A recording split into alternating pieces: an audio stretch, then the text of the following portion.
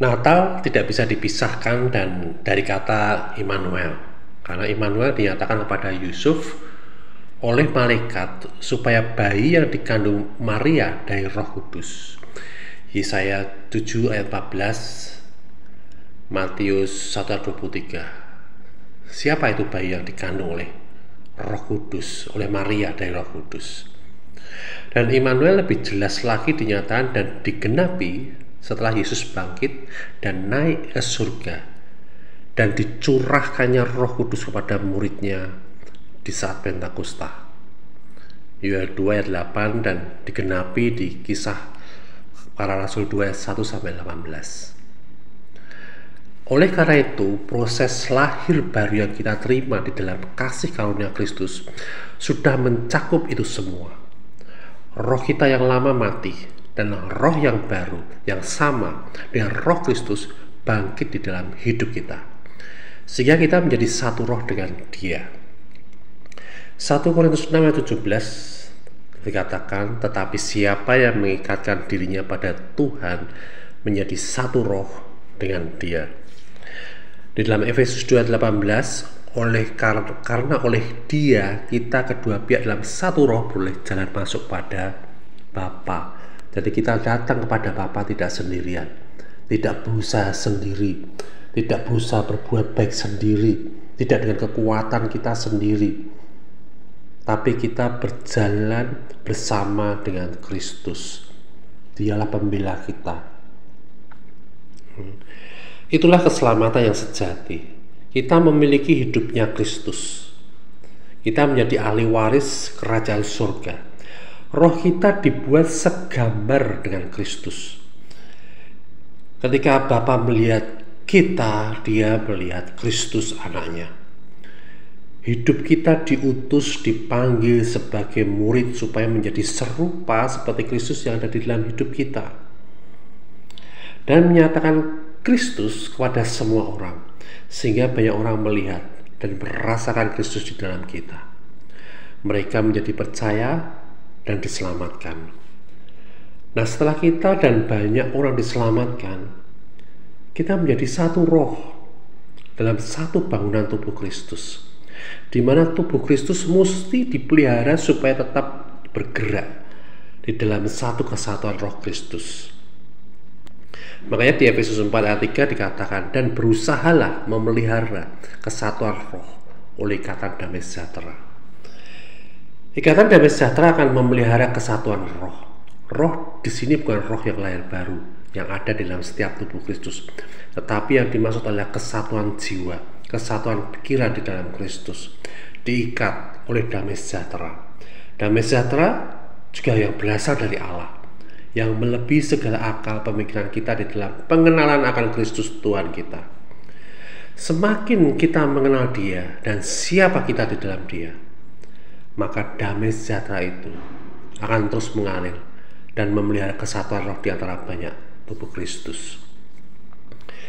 Yohanes 17 ayat 3, inilah hidup yang kekal itu, yaitu bahwa mereka mengenal Engkau satu-satunya Allah yang benar dan mengenal Yesus Kristus yang telah Engkau utus. Jadi ketika kita menjadi satu dengan Roh Kristus, mengenal Bapa sebagai satu-satunya Allah yang benar, dan mengenal Yesus Kristus yang Bapa utus sebagai korban penebusan dosa, dan hal itu hari demi hari makin diperlengkapi, sehingga sejak saat itu juga kita sudah hidup di dalam kekekalan, hidup sesuai dengan hukum kekekalan kerajaan surga, walaupun kita masih tinggal di dunia ini. Ibrani 9 ayat 14-15 berkata, betapa lebihnya darah Kristus yang oleh roh yang kekal telah mempersembahkan dirinya sendiri kepada Allah sebagai persembahan yang tak bercacat, akan menyucikan hati nurani kita dari perbuatan-perbuatan yang sia-sia, supaya kita dapat beribadah kepada Allah yang hidup. Karena itu, Ia adalah pengantara dari suatu perjanjian yang baru, supaya mereka yang telah terpanggil dapat menerima bagian kekal yang dijanjikan, sebab Ia telah mati untuk menebus pelanggaran-pelanggaran yang telah dilakukan selama perjanjian yang pertama. Setelah kita hidup di dalam kekekalan, Tidak nanti, kita hidup dalam kekekalan itu tidak nanti setelah kita meninggal atau kita diangkat, tetapi sejak sekarang ketika kita mengenal Dia, ketika kita mengenal Kristus, kita berjalan di dalam kekekalan. Perbuatan Kristus di kayu salib dengan darahnya yang tercurah itu yang membuat hidup kita tidak sia-sia. Dan darah Kristus yang tercurah itu lebih dari cukup untuk menebus setiap orang dari sejak zaman Adam dan Hawa sampai sekarang dan hingga yang akan datang. Kalau itu tidak cukup, maka tidak akan ada lagi yang dapat menebus dan menyelamatkan manusia. Yang sebelumnya dengan perjanjian yang pertama yaitu Hukum Taurat, segala pelanggaran kita itu dinyatakan. Tetapi oleh perjanjian baru di dalam kasih karunia Kristus, kita ditebus dari dosa dan pelanggaran-pelanggaran dan kutuk-kutuk untuk kemudian dipanggil dan mengalami segala perjanjian kekekalan. Jadi sekarang, bagaimana bagian kita untuk mengalami hidup yang kekal sejak dari sekarang? Yang pertama, mengalami kelahiran baru oleh Kristus dengan mengakui penderitaannya, kematiannya di atas kayu salib, kebangkitannya, dan kemudian Dia naik ke surga. Mengakui segala pelanggaran dan dosa-dosa kita sudah diampuni. Kutuk sudah dibayar lunas, sakit penyakit sudah ditebus, mengakui Dia sebagai Tuhan dan Juru Selamat kita.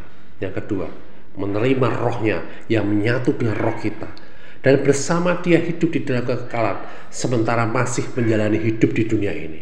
Yang ketiga, menerima kehadiran Roh Kudus di dalam hidup kita, mengakui Roh Kudus dan mau dibimbing, mau diajar sebagai murid dan dibentuk hingga hidup serupa seperti Kristus, diperbarui akal pikiran, mau dibentuk di dalam pemikiran, di dalam hati nurani, sehingga itu akan mempengaruhi perbuatan-perbuatan kita. Yang keempat, hidup di dalam iman, menjalankan firman Tuhan sebagai cermin dari roh kita yang sudah sempurna di dalam Kristus, untuk menyatakan hidup Kristus di dalam kehidupan kita. Yang kelima, menghasilkan buah-buah roh, sehingga buah-buah itu bisa dinikmati oleh Tuhan dan banyak orang, sehingga semakin banyak orang mengenal Kristus dan bertobat, kemudian mereka ikut diselamatkan. Yang keenam, jangan batasi Tuhan di dalam hidupmu dengan ketidakpercayaan, dengan pergumulan hidup, dengan kekhawatiran, ketakutan, sakit penyakit, karena itu bukan atribut dari Tuhan. Bahkan Tuhan tidak izinkan itu semua terjadi. Tapi percaya dengan memandang kepada Dia atas setiap rencananya yang akan dinyatakan ketika kita mengalami setiap pergumulan hidup. Karena dengan demikian Allah yang akan dimuliakan. Percaya bahwa masa depan lebih baik dari sekarang, dan kemuliaan demi kemuliaan yang akan kita alami bersama dengan Dia. Yang ketujuh, terus naikkan permohonan dan doamu dengan mengucap syukur, karena Dia sudah terlebih tahu kebutuhanmu, doa-doamu, dan Dia sudah menjawabnya sesuai dengan takaran kemuliaannya. Yang kedelapan, jalani hidupmu terus dengan damai sejahtera dan sukacita yang melampaui segala akal, karena engkau ada oleh karena diutus oleh Dia di dalam suatu panggilan surgawi yang luar biasa di dunia ini. Nikmati hidup di dalam kekekalan selama masih ada di dunia ini, berjalan bersama dengan Kristus. Haleluya.